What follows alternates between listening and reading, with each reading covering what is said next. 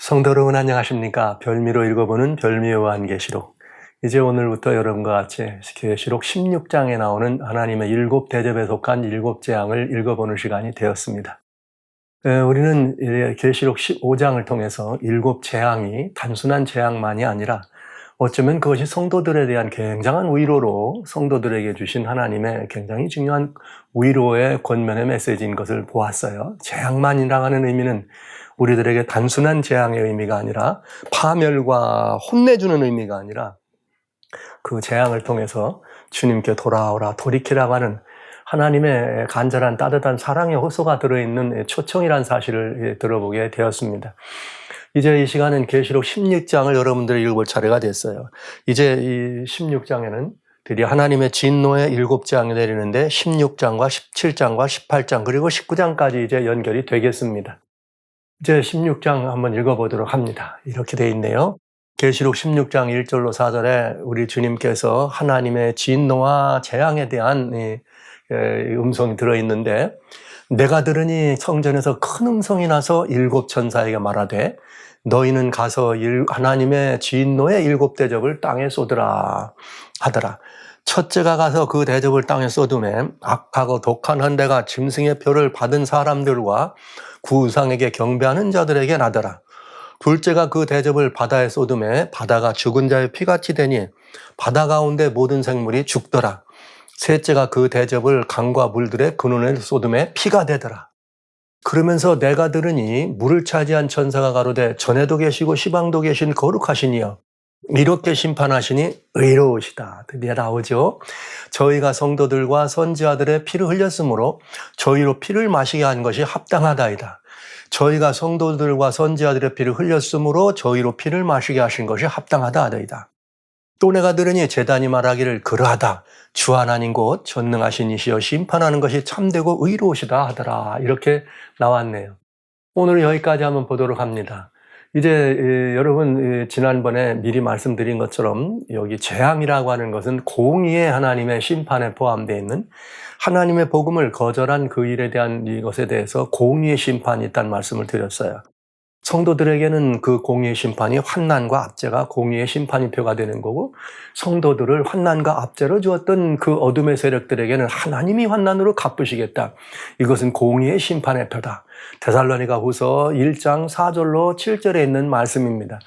자, 이제 이 말씀을 그렇게 얘기하시더니 드디어 여기 재앙이 떨어지는데 하나님의 진노의 일곱 대접, 즉 진노의 일곱 재앙이 떨어진다. 그런데 첫째가 가서 대접을 땅에 쏟습니다. 두 번째는 바다에 쏟습니다. 세 번째는 어떻게 쏟았는가 하면은 세 번째는 대접을 강과 물의 근원에 쏟았더라. 이렇게 돼 있네요. 자, 그러면서 이제 이렇게 심판하시는 하나님의 심판이 의롭다. 말씀드렸습니다. 공의의 심판은 반드시 그 심판에 하나님의 성품이 들어가는 근거이기 때문에, 하나님의 보좌에서 나오는 성품의 근거이기 때문에 하나님의 의로우심이 드러나는, 즉 하나님의 의로우심이 심판을 통해 드러나는 이런 이 모습을 우리는 보는 거죠. 그러니까 일곱 재앙은 하나님의 의로우심이 드러내는 그런 심판의 재앙이다. 이런 말씀을 여러분들에게 드립니다. 여기 지금까지 읽은 것들을 이제 잘 우리가 한번 요약할 필요가 있어요. 어떤 요약을 하느냐. 일곱 재앙 심판은 복음을 거절한 결과예요. 복음을 거절한. 이걸 믿고 살아나라.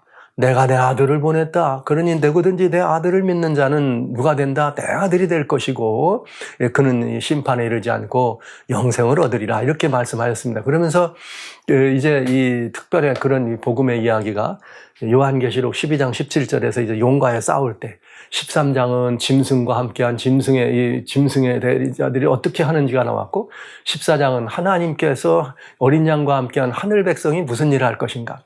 그러면서 어떤 일이 벌어집니까? 천사가 날아가면서 짐승과 짐승의 우상을 이렇게 경배하라고 하는 그들에 맞서가지고 하나님은 무엇을 해요? 영원한 복음으로. 천사가 날아가면서 온 족속과 백성과 방언에게 정할 영원한 복음을 가졌더라. 근데 그 복음의 내용이 뭐였느냐? 그가 큰 음성으로 가로되 하나님을 두려워하며 그에게 영광을 돌리라. 이는 그의 심판하실 시간이 이르렀다. 하나님을 두려워하며 영광을 돌리라. 이는 그의 뭐가 이르렀다? 심판하실 시간이 이르렀다. 그러니 이 심판을 피하려면 이 심판을 어서 피해라. 그런데 피하려면 어떡하라? 하늘과 땅과 바다와 물들의 근원을 만드신 이를 경배하라 하더라. 이렇게 돼 있네요. 하늘과 땅과 바다와 물들의 근원을 만드신 이를 경배하라 하더라. 하나님을 두려워하며 하나님께 영광을 돌리는데 하나님을 경배하라. 그는 누구시냐? 창조주 하나님이죠. 하나님의 이 하늘과 땅과 바다와 물들의 근원을 만든 이를 경배하라. 이게 뭐예요? 영원한 복음이었어요. 심판에 들어가지 않는 비결입니다. 하나님께서 성도들에게 이렇게 주신 말씀이면서 또 아직도 믿지 않는 모든 이들에게 천지의 창조의 근원이 누구냐? 창조주가 아니냐? 그러니 너희는 창조주 하나님을 두려워하고 그에게 영광을 돌리라. 왜냐하면 더 이상은 하나님께서 기다려줄 수가 없다. 그러니 어떤 일이 되는 거예요? 하나님께 영광을 돌리라. 근데 그 하나님께 영광을 돌리지 않으면 심판이 임할 텐데 지금 여긴 뭐예요? 그게 이제 재앙이 오는 거죠. 그런데 무슨 일이 벌어진다? 하늘과 땅과 바다와 물들의 근원을 만드신 이를 경배하라더라. 창조주예요. 여러분 여기 중요한 표현이 있어요. 하늘과 땅과 바다와 물들의 근원이란 말이 잘 기억해 두시기 바랍니다. 한번 보시겠습니다. 이 심판의 내용을 이 심판을 한번 찾아보겠어요. 어떻게 이제 이 계시록 16장에 심판이 들어있느냐면 첫째 이렇게 이 천사가 나와서 대접을 땅에다 쏟았습니다. 대접을 땅에 쏟고 둘째는 어디다 쏟느냐? 대접을 바다에 쏟습니다. 셋째는 어디다 쏟았느냐? 대접을 강과 물의 근원에 쏟습니다. 넷째는 대접을 어디다 쏟았는가? 대접을 해에 쏟았습니다. 와우! 지금 여기 뭐가 나왔어요? 땅과 바다와 물의 근원이 나오고 하늘이죠. 성경은 뭐라 그래서 복음은 하늘과 땅과 바다 물들의 근원을 누가 만들었다? 창조주이신 하나님 만들었다. 근데 그 제일 먼저 어디에 이게 떨어지는 거예요? 하늘과 땅과 바다와 물들의 근원에 재앙이 떨어지는 거예요. 뭐 했다는 거예요? 이 하나님을 뭐 했다는 거예요? 거절했다는 거죠. 그러면서 다섯째는 뭐냐면 대접을 짐승의 보좌에 쏟더라. 누가 이 일을 이렇게 하나님을 거절하도록 했습니까? 짐승이 그 일을 하도록 했잖아요. 그러면서 이렇게 대접을 이번에는 큰 강 유브라데에 쏟더라. 그리고 마지막으로는 뭐예요? 대접을 공기 가운데 쏟더라. 그러니까 여기는 우리가 숨쉬는 대어 중에 이런 모든 이런 이 기권을 설명합니다. 자, 이게 참 굉장히 절묘하면서도 우리가 성경을 자세히 살펴보면은 그 답이 너무나 명쾌하고 분명히 들어있는 내용들이에요. 어렵지 않은 거죠. 그러니까 계시록을 어렵다, 힘들다 이렇게 말하는 것은 이건 옳지 않은 일입니다. 이게 자세히 계시록을 여러 번 읽으시면, 자세히 읽어보시면 이 모습들이 나와 있어요. 왜 이렇게 됐는가? 벌써 하나님께서 이 기별을 외치시기 전에, 이 줄 나눠주기 전에 하늘과 땅과 바다 물들의 근원을 경배하라 하더라. 만드신 이를 경배하라 하더라. 그러면 내가 그 모든 것들을 만들었다. 이 말은 뭐예요? 내가 그 모든 것들을 주관한다. 그런데 너희가 나를 믿지 않아? 그러면 볼까? 이렇게 얘기하신 거나 마찬가지죠. 여러분. 노아의 홍수가 이렇게 이 세상을 이렇게 뒤덮었을 때, 노아 때 사람들이 말이죠, 하나님의 창조 주권을 믿지 않았습니다. 그게 이제 베드로후서 3장에 물에서 세상에 나왔다는 사실을 사람들이 일부러 잊으려고 한다. 하나님의 창조 주권을 사람들이 무시하고 영접지 않는다고 그렇게 표현됐어요. 그때 홍수가 와가지고 땅이 다 물에 들어가. 근데 그 말을 할 때 창세기 6장에 뭐라고 말씀하셨는가 하면 하나님의 신이 더 이상 너희와 함께 하지 못하겠다. 그러면 여러분, 하나님의 신이 뭘 하셨죠? 맨 처음에 창세기 1장 2절에 하나님의 신은 수면 위를 운행하시니라. 땅이 물에서 나오기 전에는 땅이 다 물 아래에 있었습니다. 창조 주권 속에 들어있는 성령님의 하나님의 신 성령님께서 이 모든 것들을 마실 때 땅에서 이것들을 불러내셨습니다. 그런데 어떻게 된 거예요? 하나님의 창조 주권을 믿지 않으니까 그래 하나님의 신이 너희와 함께 할 수 없다. 그냥 하나님의 신이 떠나가니까 당연히 어떻게 되는 거예요? 모든 것들이 다 원상태로 돌아가면서 땅이 물속으로 잠기는 거죠. 똑같은 이치를 우리는 여기서 보게 되는 것입니다. 보시겠습니다. 땅에다 대접을 쏟았더니 사람들에게, 땅에 있는 사람들에게 악하고 독한 그런 이 종기가 발생해가지고 사람들이 막 괴로이 혀를 깨무는 일이 벌어져요. 바다에다 대접을 쏟았더니 바다는 피로 변하고 바다의 모든 생물이 죽습니다. 이번에는 강과 물들의 근원을 했더니 물이 피로 변해 먹을 수가 없는 거죠. 물이 피로 변하면. 그 다음에 대접을 해에 쏟았더니 어떻게 돼요? 해가 권세를 받아 사람들을 크게 태우더라. 그러니까 여기 이 네 재앙은 보니까 다 어떤 재앙이에요? 땅과 바다와 강 물들의 근원과 해니까 환경적인 재앙. 이 환경이 환경인데 우리가 속해 있는 이 모든 이 지구라는 이 환경은 그 주권이 누구에게 있는 것입니까? 하나님께 있는 것이죠. 환경적인 재앙인 것을 알 수가 있습니다.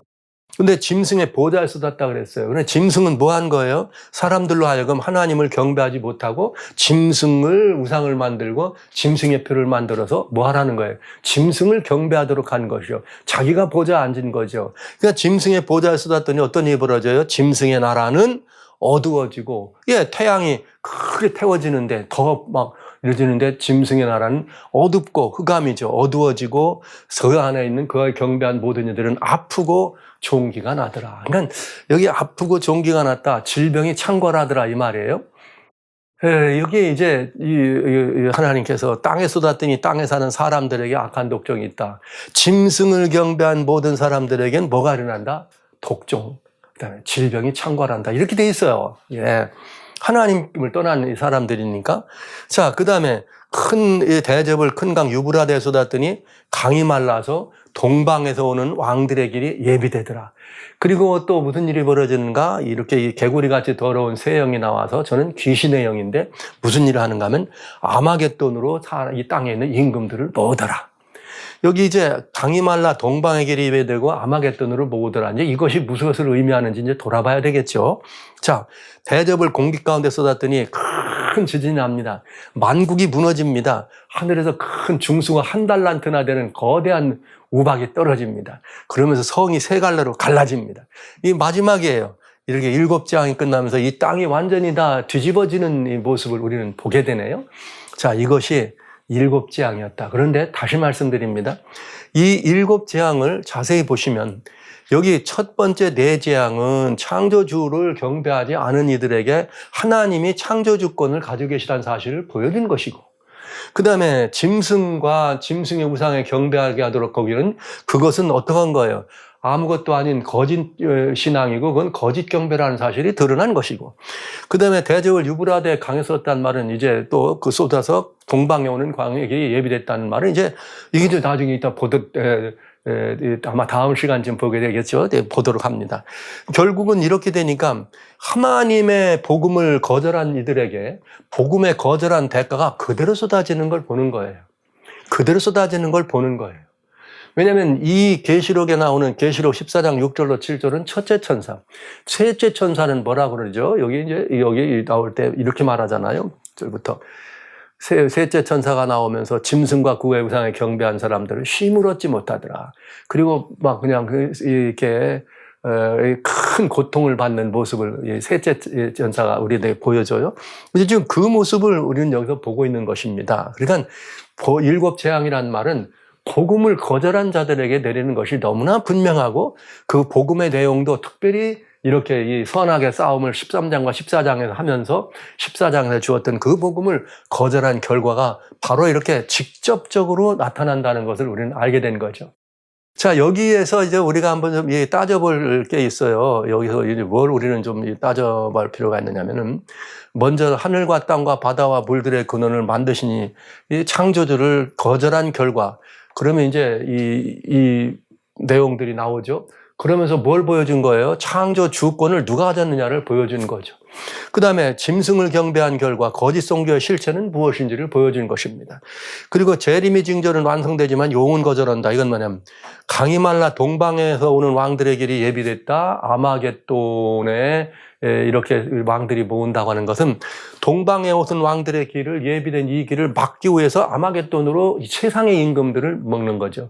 그러니까 이거는 동방에서는 왕들의 길이 무엇일까? 이제 또 더 찾아보겠지만 제가 여러분들에게 여기 재림이란 말을 했어요. 그 이유는 여호와의 크고 두려운 날을 위하여 이렇게 예비되는데 그 크고 두려운 날에 뭐 하려고? 하나님을 대적하기 위해서 아마겟돈으로 사람들을 모읍니다. 그렇다면 동방의 왕들이 오는 것은 여호와의 크고 두려운 날을 주선하시는 분들이 분명하게 되겠죠. 자, 이제 그렇게 돼서 만국은 무너지고 이렇게 결국은 어떻게 됩니까? 이 재림으로 예수님을 거절하고 복음을 거절한 그들에게, 배도한 그들에게 응징하는 이 모습이 일곱 재앙의 이렇게 내용들에 들어있는 것을 보게 됩니다. 그러니까 여기 그 결과들을, 나타나는 결과들보다는 왜 그런 일이 있는가 하는 것들을 여러분들이 보시면 일곱 재앙에 대한 이해가, 이런 것들이 일곱 재앙의 실체구나, 이렇게 이해되겠습니다. 어려운 일 아니죠. 보니까 하나님의 창조 주권을 거절한 결과가 이런 처음 네 재앙으로 나왔구나. 그리고 창조 주권을 경배하지 않고 짐승을 경배하고 그 짐승의 표를 받고 짐승의 우상을 경배했더니 그 나라는 결국은 어떻게 되더라? 망하고 고통만 남더라. 그리고 이제 예수님의 재림으로 우리들에게 이제 하나님의 역사가 마감할 때 사단은 마지막까지 끝까지 그를 배도하더라. 그러나 결국은 어떻게 된다? 이 땅에 있는 세상 나라는 결국 무너지고 예수님께서 새로운 새 세상을, 새로운 나라를 세우시게 되는구나. 근데 이렇게 이 모습들이 되어 있는 것을 알게 됩니다. 자, 이제 여기 이거를 보시면서 일곱 대접을, 여러분 들어있는 일곱 재앙을 보시면서 우리가 여기서 몇 가지 꼭 기억하실 일이 있어요. 그리고 미리 재앙을 자세히 살피기 전에 이 재앙들이 가지고 있는 이 성격과 대상이 이미 15장에 잠깐 말씀드렸지만 어떤 모습인가를 여러분들이 꼭 아셔야 되겠습니다. 왜냐? 대부분 우리 그리스도인들이 일곱 재앙, 환난이 있다는 걸 아십니다. 그리고 두려워하십니다. 그래서 그런 얘기 하는 거를 좀 꺼려해요. 사실은 그래서 요한계시록을 좀 꺼리는지도 모르겠어요. 이런 것들을 차라리 모르는 게 낫다. 과연 차라리 모르는 게 나을까? 하나님께서 차라리 모르는 게 나을 것 같으면 여기다 이렇게 성경에 기록해 두셨겠어요? 이걸 우리한테 일러주신 데는 그만한 이유가 있는 거죠. 일곱 대접, 일곱 재앙이 우리들에게 어떤 대단히 중요한 의미가 있는 것인가를 지금부터 한번 따져보겠습니다. 자, 첫째는 뭐냐면 일곱 대접, 일곱 재앙은 공의의 심판이라는 거예요. 공의의 심판이라는 말은 하나님께서 성도들의 억울함을 풀어주는 심판이다, 이런 얘기죠. 성도들의 억울함을 풀어주는 심판. 요한계시록 6장에 보면 9절부터 11절에 이 다섯째 인의 사건이 벌어져.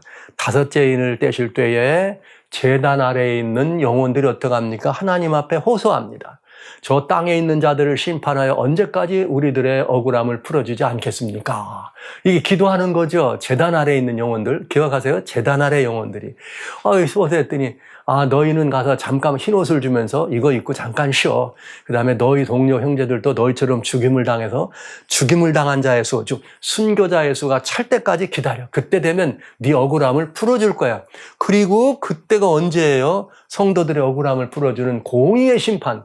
너희를 공의의 심판, 조금 다시 말하면 이렇게 너희를 환난 가운데 넣었던 그들에게 환난으로 갚으시는 것이 공의의 심판이다, 이렇게 얘기했잖아요. 데살로니가후서 1장에. 그러니까 공의의 심판이, 성도들의 억울함을 풀어주는 심판이 여기에 있다, 이게 신원의 심판이라고 얘기하죠. 그러니까 굉장히 중요한 의미가 있어요. 굉장히 중요한 신원의 심판이다. 그 다음에 뭐가 있냐.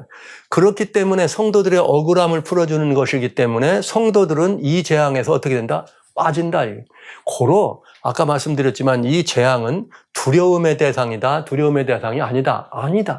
그래서 여기 16장 2절에 누구한테 재앙이 내려요? 짐승의 우상과 그 표를 받지 않은 사람들에게 내린다, 이렇게 표현된 거예요. 너무나 분명한 답이 있잖아요, 16장 2절에. 그러니까 이 시간 이후에 성도 여러분, 일곱 재앙이다 혹은 세상 환난이다 이런 얘기를 할 때 그건 하나님께서 우리의 억울함을 풀어주시기 위해서 이 땅에 내리는 뭐예요?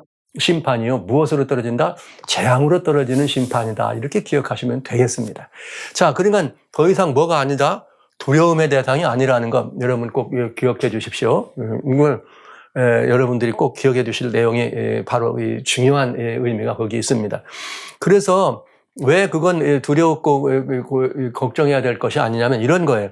환난받게 한 자들을 환난으로 갚아주시는 거다. 그래서 여기 이 일곱 재앙 속에는 여기가 뭐라고 되어 있냐. 아까 읽으셨지만은 6절에 너희가 성도들의 피를 흘렸으니까 이번에는 너희가 뭘 마셔라? 피로 마셔라. 이 공이라는 거죠. 이렇게 심판하는 게 합당하고 그러니까 하나님은 공의로운 분이에요. 성도들을 죽여서 피를 흘리게 죽였으니 너희는 뭐하라? 너희도 그 피를 한번 마셔봐라. 이렇게 준다는 거예요. 계시록 18장에는 이렇게 성도들을 그릇된 길로 인도하고 거짓 종교로 인도했던 음녀에 대한 심판이 이제 재앙 속에 나오는데 거기에 보면 이런 표현이 있어요. 여기 이제 20절이라 그랬는데 여기 뭐라고 나왔냐면 이렇게 해요. 하늘과 성도들과 사도들과 선지자들아 그를 인하여 즐거워하라. 하나님이 너희를 신원하는 심판을 그에게 하셨다. 이렇게 아주 확실하게 나오네요. 뭐에게 하셨다? 그에게 하셨다. 예, 이 말씀을 오늘 여기의 내용은, 계시록의 내용은 좀 다르지만, 예, 우리가 성경을 이해하는 관점에서, 특별히 이제 이 재림교회 성도들이 조사 심판을 이해하는데, 조사 심판이 뭐냐 그러면 성도들의 억울함을 풀어주는 심판이라 그래, 신원의 심판. 그런데 신원의 심판이라고 하면서 하늘에서 누구를 심판하냐? 성도들을 책에 기록된 대로 심판한다고 그래요. 그러니까 이게 말이 모순이죠. 성경에 성도들을 위해서 하는 신원의 심판이 이렇게 명확해요. 뭐예요? 7 재앙은 성도들을 환난받게 한 자들을 환난으로 갚아주신 공의의 심판이다.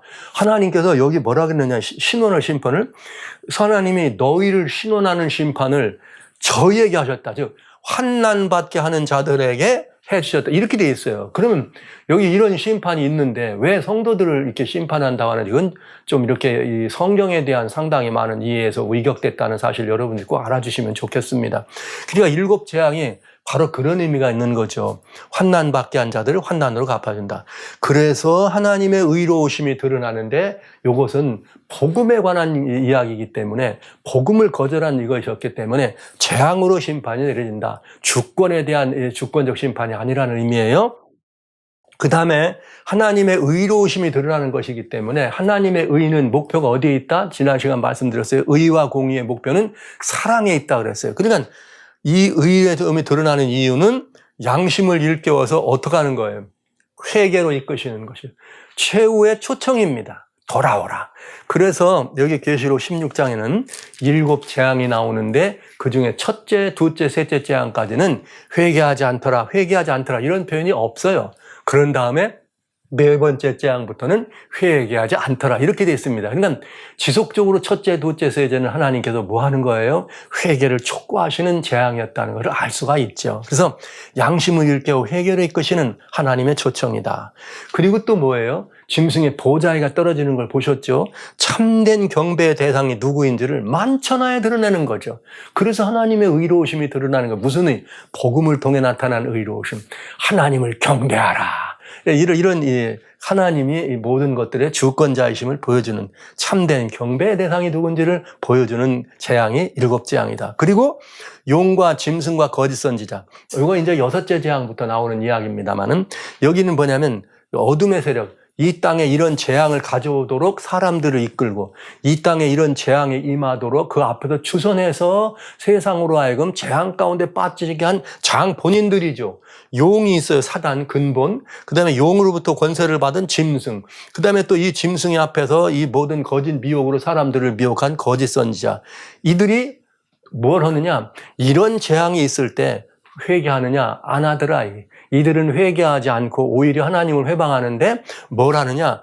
아마겟돈 전쟁을 위해서 오히려 준비하더라. 이 재앙이 내릴 때. 근데 그 전쟁이란 의미는 뭐냐? 예수님의 재림을 막는, 동방에서부터 오는 왕들의 길이 예비되는 것을 막으려고 하는 아마겟돈 전쟁을 위해서 준비하더라. 그러니까 사단이 마지막까지 하나님을 뭐 하는 거예요? 대적하고 배도하는 것을 우리는 보게 됩니다. 자, 이제 그러면서 대단히 중요한 것이 하나 남았네. 그건 뭐냐? 이거예요. 이게 이제 무슨 말이냐면, 사람들은 이런 재앙에 대해서 이제는 걱정하지 말라, 두려워 안 해도 된다. 이제 이렇게 말씀을 드리면, 아, 그렇구나. 이제 안심한다. 그런데 중요한 건, 언제 시작하느냐? 요게 관여잖아요. 이 사람들은 늘 이 때에 대한 관심이 많아. 예수님의 제자들부터 감난산에서 이래가지고 주님 언제 오실 거예요? 이렇게 물어보잖아요. 그러면서 이 때를 아는 일을 참 이렇게 즐겨하세요.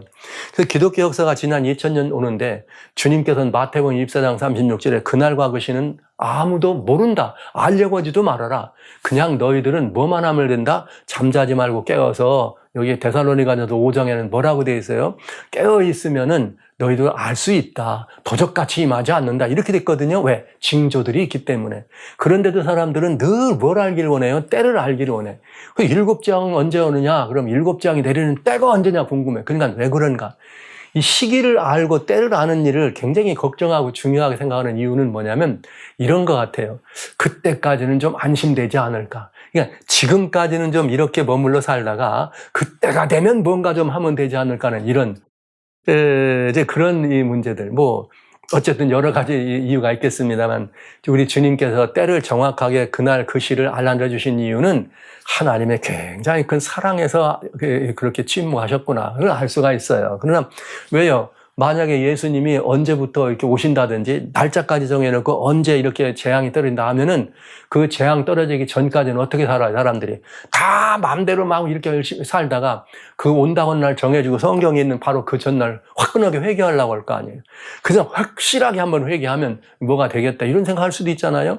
그런 사람이 그냥 요즘 같으니까 제가 이렇게 말씀을 드리지만 어쨌든 그런 의미라서라도 때를 정확하게 명시하지 않았다는 것은 굉장히 중요한 은혜가 된다. 왜? 만약에 여러분 우리의 회심이나 회개가 사실은 내가 이렇게 하지 않으면 나는 죽어. 그러니 나는 돌아갈 거야. 이러면 말이죠. 돌아갔을 때 그 내가 돌아가서 만난 그 대상이 두려움의 대상입니까? 정말 사랑의 대상입니까? 여러분 어떻게 되세요? 그 은혜와 인자가 드러날까요? 무섭고 두려움이 드러날까요? 그러나 여러분, 주님께서 우리에게 이런 기회를 주시면서 이름에도 불구하고 끝까지 돌아오라 호소하는 하나님의 사랑 때문에 내가 돌아가야 되겠다 한다면은 얼마나 더 빨리, 그때가 아니라 지금이라도 빨리 돌아가고 싶어서 돌아가면 우리가 살아있을 때 현실적인 이 순간에도 우리는 복음을 영접함으로 말미암은 은혜와 축복을 하나님의 아들로서 누리게 될 것입니다. 따라서 그 시를 이렇게 침묵하셨다는 것은 굉장히 중요한 일이 되겠죠. 그런데 재앙이라고 하는 것도 언제 내릴 거냐? 그 시간이 있어요. 그건 뭐냐? 정해진 시간이 아닙니다. 언제냐면은 일곱 재앙의 시작은 짐승의 우상이 서고 표가 강요된 이후라야 합니다. 즉, 짐승의 표를 강요하고 또 다음에 짐승의 표를 받고 짐승의 우상을 강요하고 짐승의 우상에게 경배하지 않고 이것이 두 가지가 언제 확연히 드러나야 돼요. 그러니까 완전히 세상에서 하나님의 법을 대항해서 짐승의 법이 세워지고 용의 날이 서고 짐승의 표가 강요되는 것이 천하만민에게 오픈된 다음에 이것을 어떻게 할 것인가를 선택하는 결과가 이 땅에서 사느냐 죽느냐예요. 그럼 죽을 때까지 내버려 두지는 않으시겠죠? 그럼 이것이 법령이 드러나고 이것에 경배하고 이것에 경배하지 않는 사람들을 향해서 뭐가 내려질 거예요? 자, 짐승의 표를 받지 않고 짐승의 우상을 경배하지 않는 모든 사람들은 다 어떡하라? 성경에 죽이라 그랬으니까 죽여라 하는 명령이 떨어지겠죠. 그러면 그 명령이 떨어지는 순간이 무슨 날이 될까? 여기는 짐승과 짐승의 우상에 경배한 사람들에게 재앙이 떨어지는 순간이죠. 이거에 대한 가장 중요한 예표는 언제인가? 바로 에스더서에 있습니다. 아달월 그달 13일에 하만이 어떻게 합니까? 유대의 모든 족속과 유대의 모든 족속은 남녀노유 막론하고 그의 모든 속한 사람들은 다 어떻게 합니까? 죽여라 하는 명령이 떨어져요. 이제 그게 바로 이제 우리는 불임절이다 이런 말을 하는데 그렇게 해가지고 무슨 일이 벌어집니까? 에스더서에 나오는 이야기에 하만이 이제 이 페르시아의 궁정에서 유대인들을 다 죽이라 명령한 그날이 죽이라는 명령이 떨어진 그날이 무슨 날이에요? 하만이 죽는 날이었어요. 이야, 이게 정말 너무나 놀라운 예표가 성경은 우리들에게 주어졌다는 사실을 보면서 야, 하나님의 역사가 우리들에게 이렇게 내려지는구나 하는 것을 알 수가 있네요. 여기 이렇게 우리는 주님께서 이렇게 우리들에게 에스더 이렇게 돼 있네요. 에스더. 여기 제가 그냥 앞에 다 이제 제거하고 9장입니다. 에스더 9장 1절. 아달월 곧 12월 13일, 아달월 13일은 왕의 조명을 행하게 된 날이라 유다인의 대적이 저희를 제거하기를 바랐더니 유다의 모든 족속과는 남녀노예를 다 죽이라 했더니 오히려 도리어 유다인이 저희를 자기를 미워하는 자를 제어하게 된 그날이다. 이렇게 됐어요. 와, 이게 지금 역사 속에서 그런 일이 있잖아요. 그러니까 여기 바로 일곱 재앙의 시작은 언제냐? 이건 아달월 13일 내린다는 거 아닙니까? 이건 유대 백성들 얘기니까. 짐승의 우상이 서고 표가 강요돼서 여기에 경배하지 않고 표를 받지 않는 사람은 몇이든지 다 죽여라 하는 명령이 떨어지면 그때가 어떻게 된다? 바로 어떻게 되는 날이에요? 그 명령이 시행되는 그날이 짐승의 우상을 경배하고 짐승의 표를 받은 사람들에게 내리는 일곱 재앙이 시작된 날이다. 답은 아주 너무나 정확하게 제가 이렇게 말씀드릴 수가 있겠네요. 자, 그러니까 이 일곱 재앙이라는 것은 이러한 형편으로 재앙이라니까 첫째는 성도들이 여기서 바라보면서 두려워할 것이 아니다. 그리고 성도들은 두려워할 것이 아니고 이건 마지막으로 양심을 깨우쳐서 회개로 초청한 하나님의 회개의 초청이다. 그러나 어둠 속에 여행된 그 모든 사람들은 끝까지 어떻게 할 거라? 반대하고 거절하고 하나님을 배도하는 일을 끝까지 할 것이다. 이런 말씀들을 여러분들에게 드릴 수가 있겠네요. 자, 그러면서 여기 짐승의 우상의 표가 강요된 때는 바로 일곱 재앙이 시작되는 때라는 사실을 말씀드리면서 이것은 곧 이 재앙은 곧 일곱 재앙의 마지막 재앙과 함께 일어나는 일이 뭐냐? 예수님의 재림입니다. 그래서 일곱 재앙의 시작은 예수님의 뭐가 되는 거예요? 재림의 완벽한 서곡이 되겠습니다. 일곱 재앙의 시작은 예수님의 뭐가 된다고요? 재림의 서곡이 된다. 여러분 이게 아주 중요한 말이 되겠죠. 일곱 재앙의 시작은 예수님의 재림의 서곡이 될 것입니다. 그래서 이 일곱 재앙이 온다고 하는 것은 성도들에게는 두려움과 이렇게 무서움과 회피의 이런 것들이 아니라 성도들에게는 무슨 시간이 된다고요? 이것은 조만간 예수님이 오시는 환희의 시간이 가까웠다고 하는 굉장히 중요한 성도들에게 되는 그 희망, 지금까지 기다려오고 지금까지 해왔던 모든 것들의 희망이 완성되는 그야말로 예수님의 재림이죠. 그 재림이 이렇게 이루어지는 바로 그 시점이 되겠다. 그러니까 여러분 일곱 재앙과 예수님 재림은 붙어 있어요. 재앙의 끝에 무슨 일이 벌어져? 예수님의 재림이 시작되니까 이것은 일곱 재앙은 예수님의 재림의 아주 직전에 벌려지는 엄청난 서곡이 되겠다. 천군 천사들이 함께 오는 그런 그 서곡이 될 수 있다는 것을 알 수가 있네요. 자, 그런데 이제 우리는 일곱 재앙이 살피기 전에 먼저 그러나 여기 이 말을 또 알아둬야죠. 우리들에게는 예수님의 재림의 서곡이다. 서막이고 서곡이라는 말씀이 있지만 그러나 그래도 성도들에게는 필요한 게 있어요. 보시죠. 일곱 재앙 가운데 계시록 16장 15절에 보라 내가 도적같이 오리니 예수님 오신다는 거예요.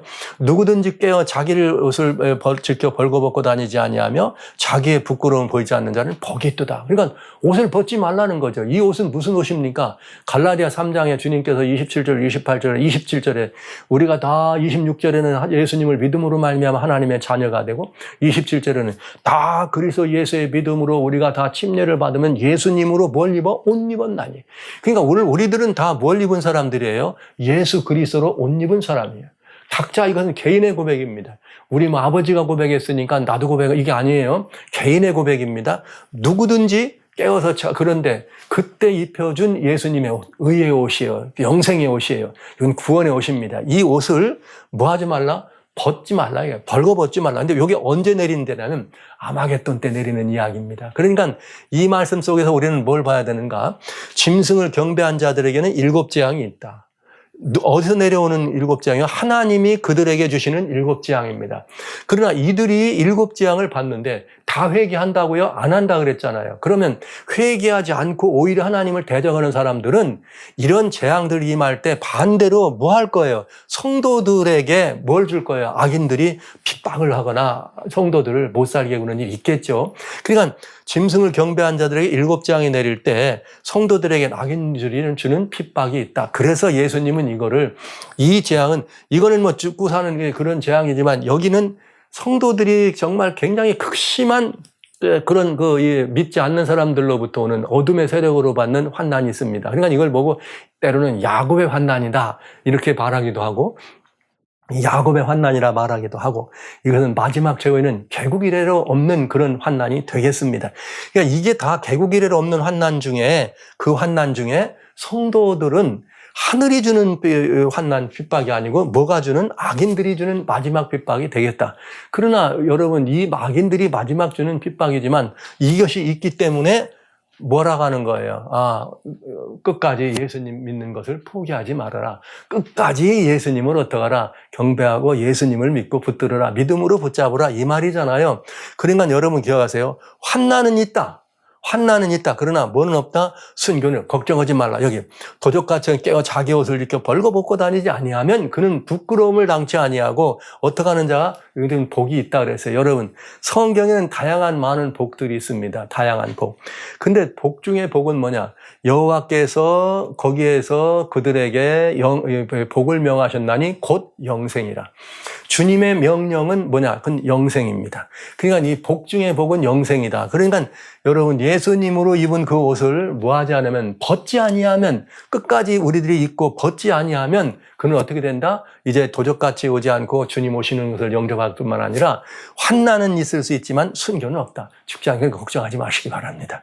그러니까 이때가 개국 이래로 없는 환난이라 그래서 우리 굉장히 어려울 거예요. 사실은 여러분들에게 제가 이렇게 이 재림의 소곡이나 재림의 나팔 소리를 여러분과 말씀드리면서 떠날 때가 됐으니 떠나시오 빨리 떠나시오 하는 그런 이야기는 바로 여기 때문에 그래요. 성도들에게 악인이 주는 그런 핍박이 있을 수가 있다. 이런 핍박이 있을 때 여러분들은 우리가 편안하고 안락한 곳에서 살지 못하겠죠. 거기서 어떻게 돼요? 우리가 또 피난 갈 때가 있습니다. 예수님은 그걸 마태복음 24장에 그때 유다에 있는 자들은 어디로 가라? 산으로 도망하라. 누구의 핍박? 로마인의 핍박을 피해서. 그러면 이제 이거와 똑같이 우리들도 그 로마인과 방불하게 어둠의 권세들이 이렇게 이 하나님을 믿는 백성들을 어떻게 할 때, 핍박하러 올 때 어떻게 하라? 산으로 나가라 이 말. 그래서 여러분들에게 그때 되면 정든 집들도 버리고 나가야 되니까 떠날 준비를 할 수밖에 없다. 그러나 순교는 없다. 떠나는 것도 하나님이 떠나라 그러시면 누가 책임진다? 주님이 책임지신다. 먹고 사는 것도 걱정하실 것이 없다. 그래서 여기 이 일곱 재앙을 보시기 전에는 반드시 이 문제에 대해서 여러분들이 꼭 기억해 두셔야 합니다. 이것입니다. 재앙이 있습니다. 그러나 순교는 없습니다. 그러나 순교가 없다는 말은 끝까지 예수님의 이 영생의 옷을 뭐 하지 말라? 벗지 말라는 것이. 그리고 사실 그 순교라고 하는 이런 부분들이 우리들에게는 두 가지 반응을 보일 수 있어요. 어떤 분들은 순교하면 되지, 순교하지. 저는 순교하면 되지라고 이렇게 말로 펑펑 호언장담하는 분들은 정말 그 자리에 가면 절대로 순교하지 못할 거다 이런 생각을 합니다. 그러나 순교란 말은 말이죠. 이게 이제 우리가 일상 얘기로 말하면 잠시 땅에서는 정든이들과 헤어지는 그런 광경이잖아요. 그러나 여러분 이 구약 당시나 아니면 그 중세 당시에 많은 분들이 순교장에 들어갈 때 나는 순교할 거야 해서 들어간 사람은 아무도 없어요. 다 어떻게 했습니까? 환난을 피해서 떠났습니다. 왜? 성경적이니까 이거는 피하라. 떠났으나 붙잡힙니다. 그럼 그들이 어떻게 됩니까? 순교를 당하죠. 그러나 두려워하지 않았습니다. 왜 그런가? 그들은 이미 영생을 얻은 사람들이기 때문에 죽고 사는 문제는 우리는 다 떠난 사람들이에요. 그러니까 여러분 순교가 없다는 말에 대해서는 이렇게 기억하십시오. 죽느냐 사느냐 하는 문제는 우리의 문제가 아니다. 우리의 생명은 예수 그리스도 안에서 어디에 감춰져 있다? 하나님 안에 감춰져 있다. 이것이 우리들의 아주 완전한 신앙의 모습이라는 사실을 여러분 부디 잊지 말아주시고 끝까지 예수님의 옷을 벗지 마십시오. 여러분 옷을 벗지 마세요. 다시 말씀드려요. 벗지 마세요. 더러워도 좋아요. 찢어졌어도 좋아요. 벗지만 마시기 바랍니다.